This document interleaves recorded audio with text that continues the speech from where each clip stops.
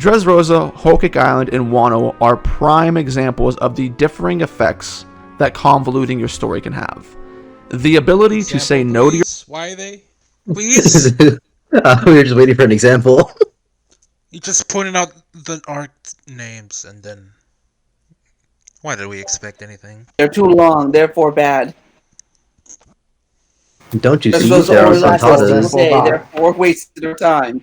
Don't you see there are tontadas in Dressrosa, therefore it's convoluted. Don't you see we had zombies in the same arc we had to fight Gecko Warrior, therefore thriller bark bad. Is that Oda on the left? I mean, on the right? I'm blind. I think it might be one of his editors, maybe? No, on the right that's definitely Oda. This is the most I'm talking about the images one on I've the ever left. actually seen of Oda. Ugh. Ugh. Whatever. 2 minutes, 53 seconds, and 0.2 milliseconds. yourself is an incredible skill, and it happens to be Oda's #1 weakness. And because Oda doesn't want to abandon the things that he desires, he will oftentimes force them into the story, even if it comes at the cost of what's important. Oda's world is so large that he can't... Yeah? Is he ignoring all the other times or the other interviews where he said he had to cut a bunch of content? I say reference, but he referenced a reference of Oda needing to put in the supernovas. So take what you will from that. But like, you also got stuff like Oda pretty much had plans for all of Don Quixote's family to have like some sort of backstory, but he cut off a bunch of them, leaving only like maybe 5, and the greatest of all, Senor Pink. Senor Pink. Even well, they should really did something with Treble, because you know he's pretty much the catalyst of the Don Quixote family. Really did egg on Dovey for a lot of things, and he was the one who provided him his fruit. Not to mention his shades are in the shape of Treble's eyes. I love that detail. But that's just that's an issue with Oda, not in this video. cannot express everything that he would normally want or need to. With the story centered around the Straw Hats, it's impossible to show all of the things that are hinted at, which is what led to the birth of creating things that would release information to the audience without having to address it in the story. Data books, SBSs, One Piece branded magazines, novels, and Viva cards. If you're a One Piece veteran, then you should be intimately familiar with these mediums. And like the combination of ideas, there is nothing inherently wrong. Well, I mean, I guess the SBS are fine, but I mean, all of them are fine, because none of it is, like, required reading. Yeah, it'd be worse if, like, to understand certain things, you need to go to these things, but the world that Oda has already created so far, pretty much you can just watch right there and understand it. Yeah, everything you need is in the pages of One Piece. Yeah, the only thing you're getting from these would be like bonus things like either birthdays, gender bent drawings, and or designs of the devil fruits that people have eaten. Or even just backstories that are like, okay, that's cool, but you know, it wasn't necessary. Like, it's cool to know what Ace did as soon as he left the island, but like, we don't need to know that. Or that neat little info that You should know what that was called. I think it was like, trying to remember. I think him and one of his crewmates were about to eat from the same devil fruit, but Ace just beat him by a hair quicker and got the flame fruit. Yeah, stuff like that you don't need to know, but it's like, oh, if you want Ace's backstory, it's in the novel. wait, that's canon? Yeah. I'm still not gonna read that. And that's the thing, you don't need to. Just bonus material, not required material. And then the unlucky so-and-sos that don't get the information from the... What's it called again? Yeah, let's forget the sentence. With Oda having these as mediums to... Alright, 2 hours, 35 minutes, 49 seconds. Release information. Learning people's heights, their favorite foods, or places of birth are fine. Little details are fine. But when you learn more information from Viva cards and outside sources about important characters and concepts than what is in the story, then we got a problem. Exposing this type of information makes it seem, and basically confirms to the audience, that it doesn't matter, which negatively affects characters, writing, and what Oda is really going for with his world. You don't want things to seem like they don't matter. Name a Here are character. some examples of things learned inside of Viva cards that matter more to the world of One Piece than they do in the fashion of being just extra pieces of information. Whitebeard and Roger. More. I touched on. It doesn't matter. He won't. We all know he won't explain himself. Wait. I think we're about to get an example. Just say Gold Roger's name. Let's see.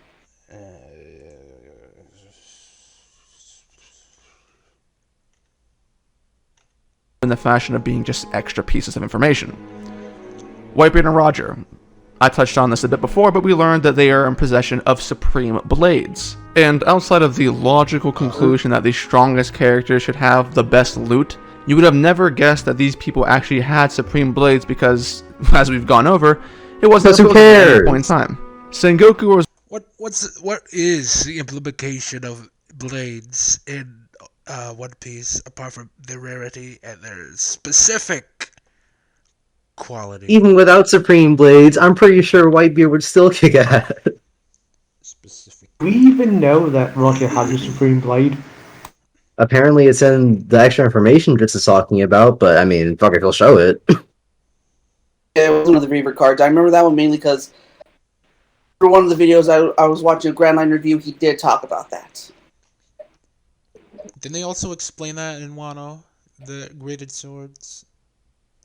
They talked about a few graded swords, mainly because a few of them came from Wano itself, just like the Zoro's cursed swords. They came from there.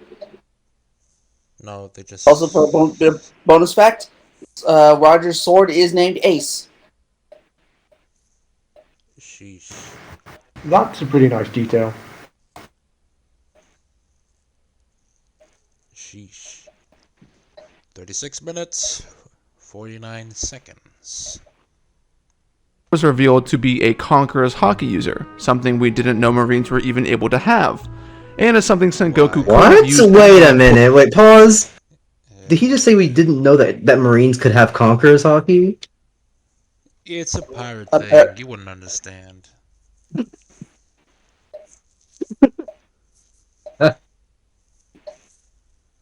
I mean, Man, Dritz is not smart.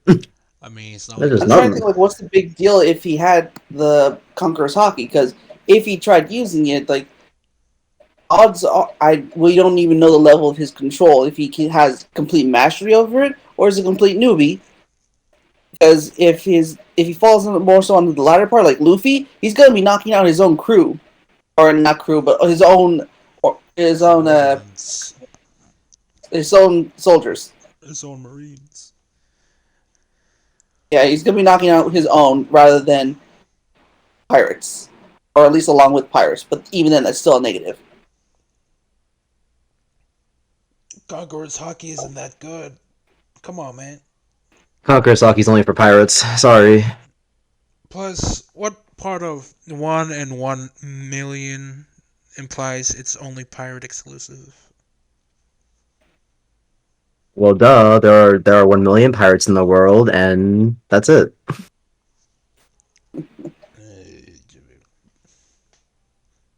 For to turn the tides of the battle, but I guess he just... And it's something Sengoku could have used Marine for to turn the tides of the battle, but I guess he just chose not to. That creates a writing inconsistency.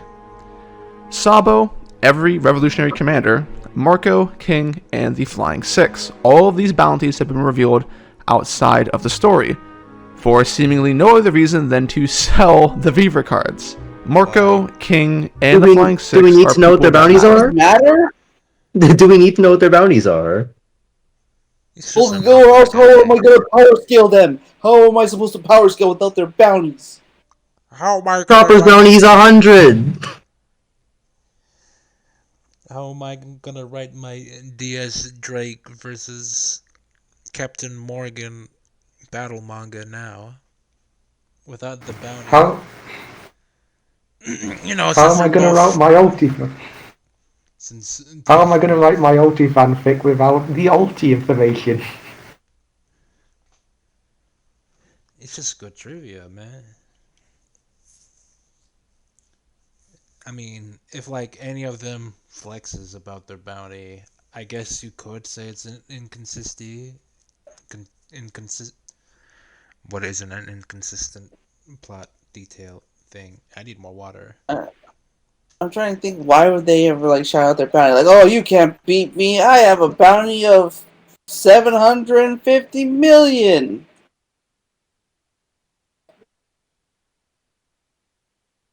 And are currently in the story of Wano. Despite Jack and Queen getting bounty reveals, these characters didn't seem to be a priority for Oda. When you tag this into how Is it possible because they are I don't know, some of the main antagonists, though, or more so higher up antagonists? Let's Nah. see here. Nope. I don't really have any good reason why they would explain bounties. Bounties kind of drop relevance in the New World. But I think Kinda. they No, it dropped definitely after did drop relevance. They dropped relevance when you find out the Chopper had a bounty of 100. They simply do not matter. We already know the top dogs. No need to say why they're. No need to show it through numbers that they are top dogs. Robin's like one of the most important people in the world, and she doesn't have a bounty of like 3 trillion or whatever. Usopp got a fairly big bounty for and Usopp's still the weakest member of the crew. All about Enru influence. has no bounty. Sorry, No, I'll yeah. go. Let me think. I think Enru, Dritz, or I forget. No, it wasn't Dritz. It was Green. So Yeah, it was Daniel Green. Dan Green. Never mind. Let's not Enru talk has about him no. again. Sorry. You can continue now. You can speak now, Ryder. Oh, sorry. Enru has no bounty whatsoever, yet he's probably one of the most dangerous characters of the series. I do recall like I think it was like either an SBS or one of the maybe one of the Beaver Data cards, but Oda did say that if Enel were to have a bounty, it would at least be 500 million. That sounds fair. And given that Enru at that time, if he like ever like improves on his hockey stuff, then he would probably be a lot more of a threat. Yeah, if he was about to face anyone with a little bit of hockey in the New World, I'm pretty sure he'd be going down. He'd probably lose to Peacons. I guess. Maybe. But like Crocodile said, devil fruits doesn't mean jack in the New World. I mean, on the Grand Line. badly some of these characters are used in Wano, then it comes off as a bit insulting at a certain point. Even worse than that, though, is Sabo and the Revolutionaries' bounties being revealed. The Revolutionaries, as we'll go over, are a group within the world building of One Piece that are woefully underwritten and underrepresented.